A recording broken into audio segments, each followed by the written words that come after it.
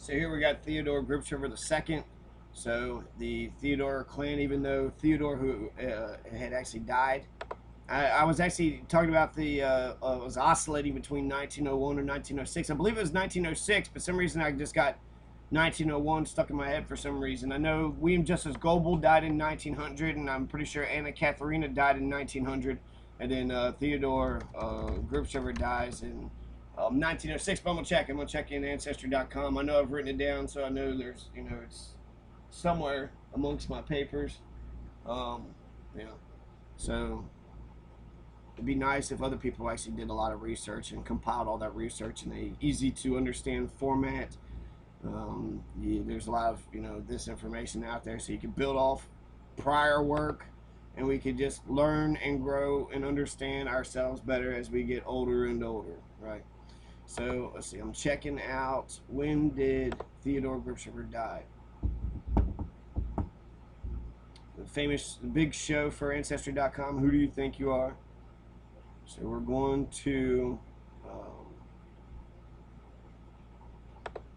check out Theodore Gripshover. Theodore Gripshover is the son.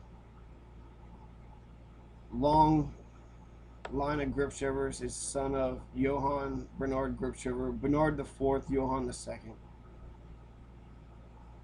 So his brother would be Barney IV, and Joseph and Ferdinand. He's an OG.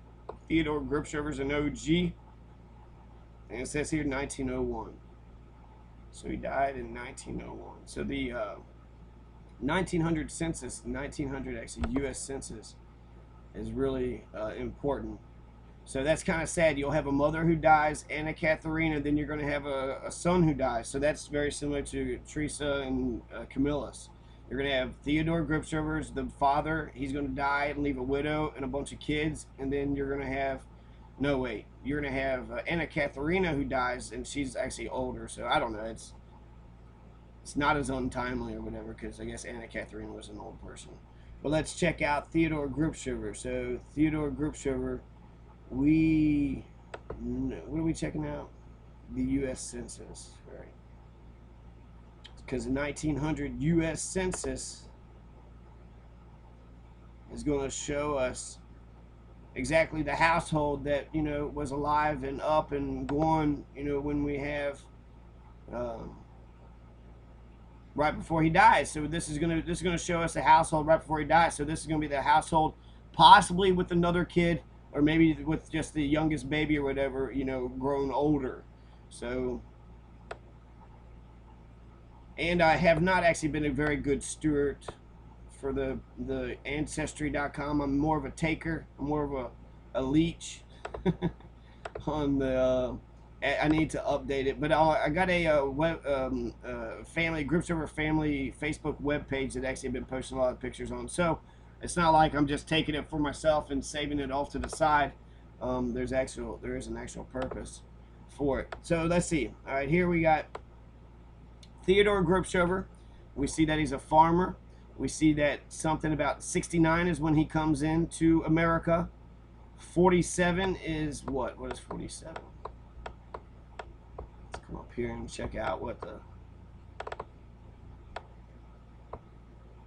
year of immigration, number of years in the United States. So he's saying he was here for 47 years. 69. Yeah, I guess he would have been there for a while, not 47. He lied, because actually that doesn't make any sense. 47, it says he's 41 years old.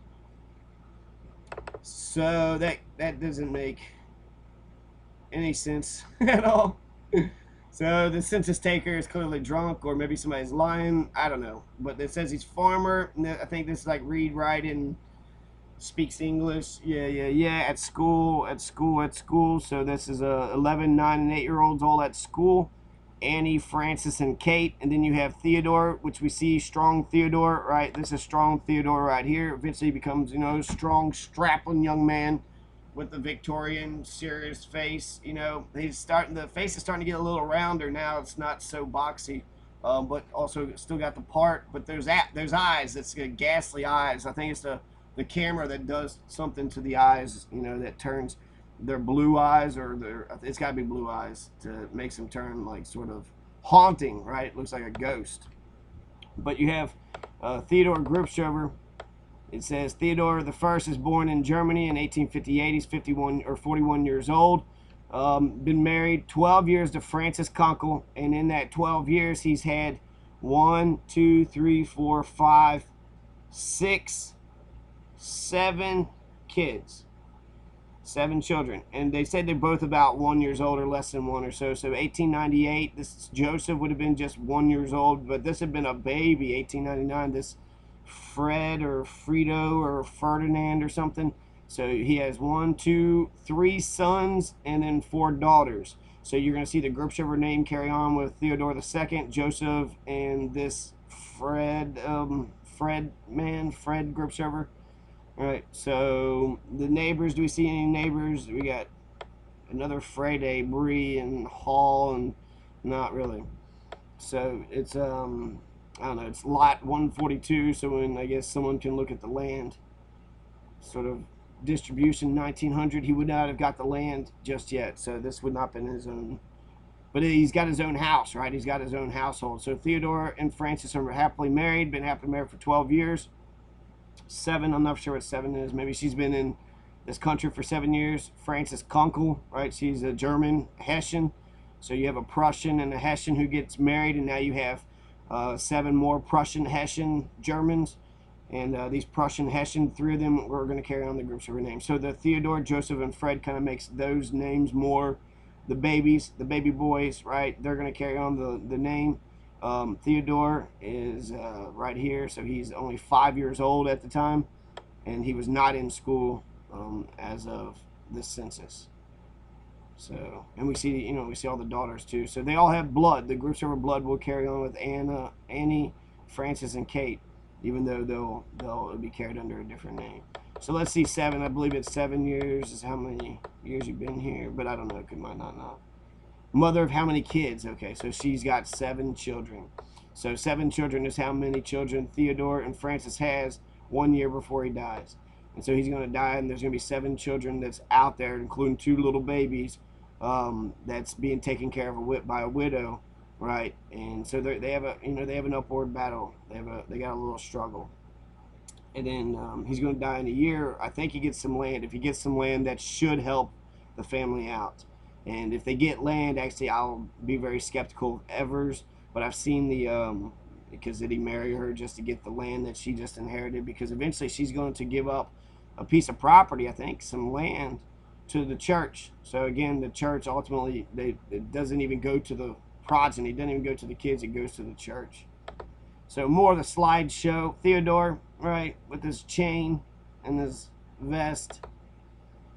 There's I think Theodore the First, could be the second. It looks like he could be grumpy, could be all pissed off. I thought he was kind of like, hey, look, I'm getting a picture, and he was kind of smiling halfway, but he actually seems slighted. Like, how dare you?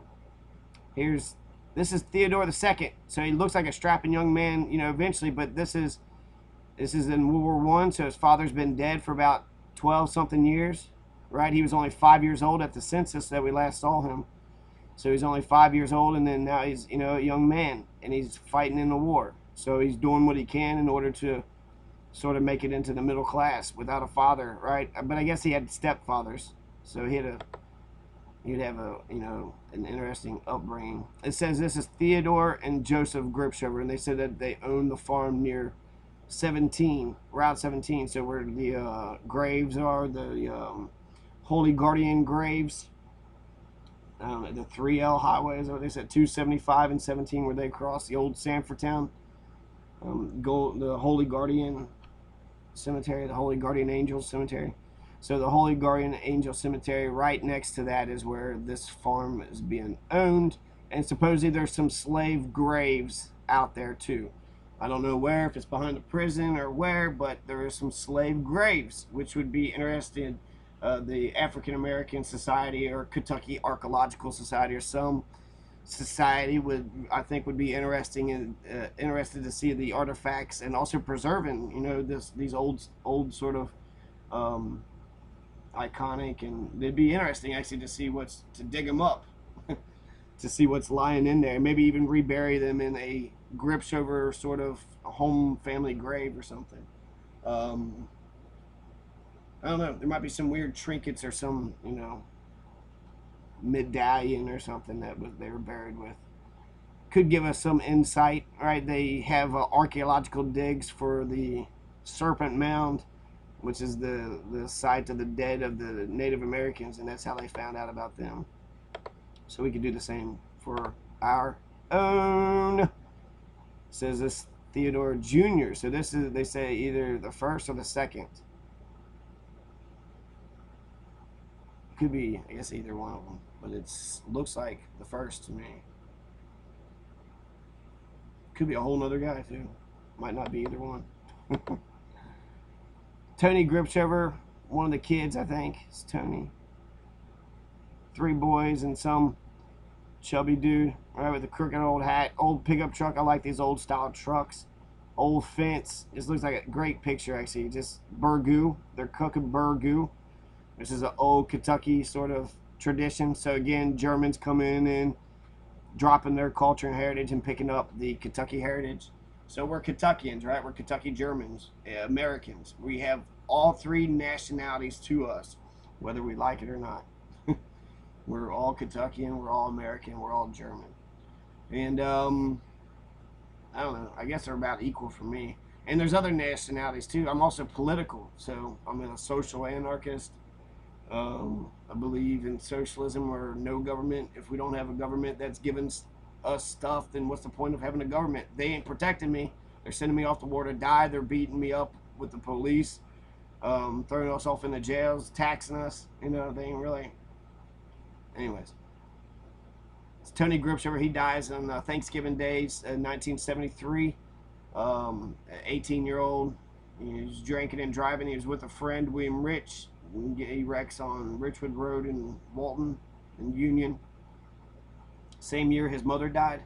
So that family had 2 tragedies happen in one year. The mother died in August, and then he dies in November. So 3 months or 4 months later, you have a mother and a brother taken away. Here is William Gripshover. Says that he's seated. He's the 3rd one from the left. So right here. He got his hair all slicked back. So you see we're changing. We're changing, right? All these other guys got parts, and he's all got his hair all slicked back. So we got slick back. Bob Gripshover. I think that might be Bob Gripshover. Maybe that is. I don't know. Here's some. I'm a coach. I'm a short man, but I tell these big dudes what to do. I'm a big man. Look at me. I'm a big man. This, I guess this does look like actually Gripshover, the youth, when he was picking strawberries. So maybe it's Theodore II, that strawberry picture's him. This picture cracks me up. I know that he's, people are going to know him. They have 36 grandchildren. So, yay, Theodore Gripshover, he died, left all the kids out in the field, only had 3 sons, but his name continues wonderfully and, plentifully, right? Go forth and multiply, and Theodore Gripshover's progeny went and done exactly that. Whereas Joseph Gripshover almost lost the family name, even though he's a man, Theodore Gripshover, even in death, lives on and on and on. So, this photo just cracks me up because it's like they shouldn't be married. You all been married for 50, or maybe they're just being serious, like the old Victorian photos, how they get together and they're all serious, right? And they don't smile. But this don't even look like that. They don't even look like it looks like they were forced to take a 50-year anniversary picture. They hated life. They hated being there. They hated this day. They hate each other. They hate themselves. They're mad. They're angry. They is this how mad and shitty they've been all 50 years? This is horrible. This is sad. This is not something I want to aspire to. Okay, so I could be totally wrong. Perceptions, it's perception is power. So that's what it looks like to me, but that necessarily might not be the case. You see where they lived, 774 Nelson Road, Erlanger. So is that a piece of the land that original Theodore I would have got? And then we also see that they have 7 kids. So he's going to eventually have 7 more kids, Theodore and Robert, right? So there's going to be more male Gripshovers. Paul Gripshover, Mrs. Raymond, Mrs. Charles, Mrs. Clarence. So 3 more male, bearing Gripshovers. So all those are going to be related to Johann and Catherine, or Anna Catherine Gripshover. And then there's 36 grandchildren, so there's probably even more. So many Gripshovers all over the place. Our family is huge.